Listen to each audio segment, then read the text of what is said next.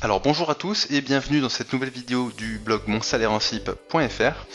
Alors aujourd'hui on va voir ensemble comment se servir d'Amazon pour drainer des clients sur sa propre boutique en ligne et dans quelle mesure ça peut avoir un intérêt. Alors déjà pourquoi se baser sur Amazon? Bon, alors Amazon, on va dire que c'est la plateforme essentielle, la marketplace essentielle en France, donc voilà pourquoi on va se focaliser là-dessus. C'est une plateforme sur laquelle il y a énormément de recherches en interne, c'est-à-dire que les gens font leurs recherches en direct sur Amazon sans passer par Google, mais à côté de ça, Amazon a une très forte présence sur Google de façon naturelle, et ce qui permet de brasser un trafic qui est relativement conséquent. Donc l'idée finalement ça va être de tirer parti de cette puissance pour sa propre boutique en ligne. Qu'est-ce qu'on va faire? On va choisir un des produits qu'on vend sur sa propre boutique en ligne, par exemple son produit phare, et on va aller le placer sur Amazon. Manque de bol, bien souvent si vous voulez, votre produit sera déjà vendu par un concurrent sur Amazon et à des tarifs parfois qui sont pas très intéressants pour le vendeur, dans la mesure où voilà, il ne va pas marger de façon conséquente, et donc vous, si en plus vous voulez lui passer devant au niveau de la box d'achat par défaut, il faudra encore rogner la marge.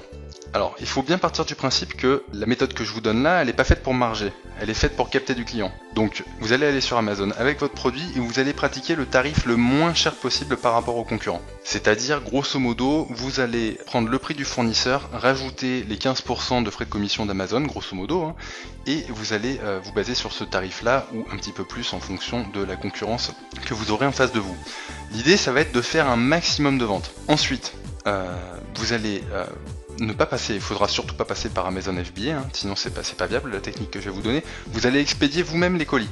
Et dans ces colis-là, ce que vous allez faire, c'est que vous allez glisser un prospectus en fait, avec l'adresse de votre boutique en ligne et un code promo qui va inciter le client, donc le client qui vient qui a été drainé depuis chez Amazon, qui va l'inciter à aller visiter et commander sur votre boutique en ligne. À ce moment-là, vous aurez tout le loisir d'essayer de gonfler son panier moyen, et en tout cas c'est une méthode qui vous aura permis de capter un client sans avoir à débourser finalement le moindre centime pour le capter. Ça va vous demander un certain effort logistique, puisqu'il va falloir envoyer un colis sur lequel vous n'allez pas gagner d'argent, mais quand on voit combien ça peut coûter de capter un client, finalement c'est une méthode qui me semble assez viable pour capter du client, et surtout ça va être très intéressant quand vous allez faire des ventes sur des produits qui sont récurrents, voilà, du type consommable. Moi c'est là-dessus que j'ai fait mon expérience.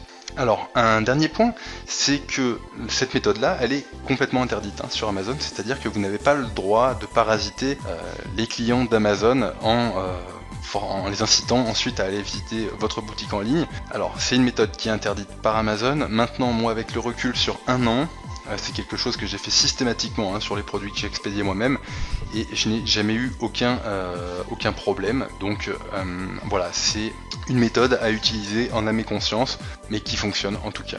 Voilà, je vous remercie pour votre écoute. Si cette vidéo vous a plu, je vous invite à vous abonner à la chaîne YouTube et à ajouter un petit pouce bleu, ça me fera plaisir, et je vous dis à très bientôt.